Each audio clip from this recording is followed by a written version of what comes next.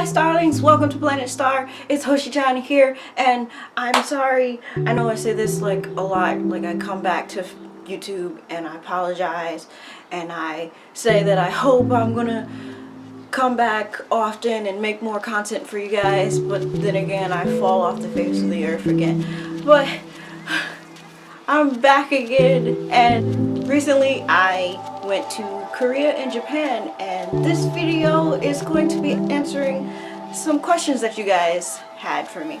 There was a lot of questions, and so I just figured I'd make a video. So here we go. You guys on my social media, if you had any questions about traveling to Korea and Japan, did you try any eel? I tried eel here, but no, I did not try eel overseas. Did you go to any nightclubs? I wanted to, but didn't get around to doing so. Maybe next time when I go, Chrissy, me and you could hit up the nightclubs. How much would it be to travel to both places, and how should you go about saving along with learning the language before you go?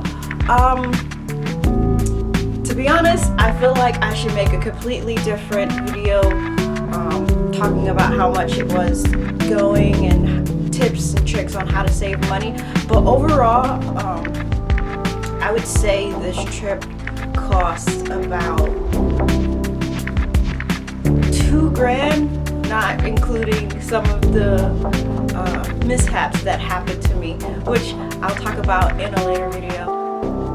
Learning the language before you go, I would say think of some good phrases, some helpful phrases, or look up some helpful phrases. I'm pretty sure there's some lists or something going around on the internet for like phrases and words that you might commonly have to use when traveling to a foreign country, like learning how to say thank you or hello or where's the bathroom. Those are good things to know. Or like how much is something. If you're planning on shopping, it would come in handy to know how to ask how much is whatever it is that you want to buy. I've heard that flying overseas come with significant amount of turbulence. Did you experience that? Yes. Like when we going to Shanghai, there were moments where it was just like really crazy. And funny thing is, I was in the bathroom while the turbulence was happening, and I saw the seatbelt sign come on, and I'm just like grabbing on for dear life because like, I didn't know what else to do. It was like my first time traveling overseas, so yeah, I was a little, especially having to sit down in an airplane in the sky for hours. What was the scariest thing about traveling?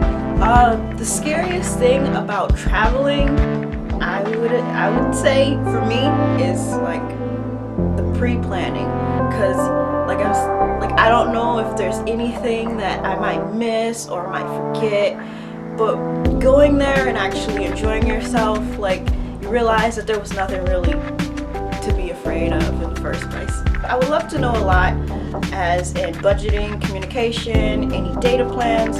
I'm thinking about going to the Philippines and maybe stopping along the way. Again, I'll probably make a separate video discussing budgeting and tips on how to save for traveling. Communication, like I said before, it's good to know a little bit of the language before you go. It's good to have some phrases and words locked down in your head so that it'll be a little bit more easier to maneuver around. Data plans, I just use the Wi-Fi wherever I went, because some phones you'll be able to make calls as long as you have Wi-Fi. But they have little booths and shops where you could buy SIM cards or pocket Wi-Fi. Are either of these countries racist towards POC, as some source claims? I didn't quite experience anything racist. There were a lot of staring, and people would bring their children over to like greet me and my friends, but well, that was in Korea. But my friend, while we were in Japan, he had 2 stories where he said he felt like he was being discriminated against. I think the first one might have just been a misunderstanding, and he kind of sort of feels the same way. But we were in Harajuku, and he was asking this gentleman where did he get his kimono, and the guy, he said it's that way. And my friend was asking if he could be a little bit more specific, and the guy said to him, what does it matter? You're not Japanese.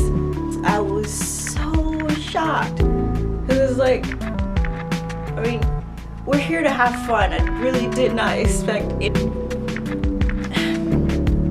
But I mean, yeah, it's everywhere. Kind of sucked that happened. But which is your favorite to visit? It really depends.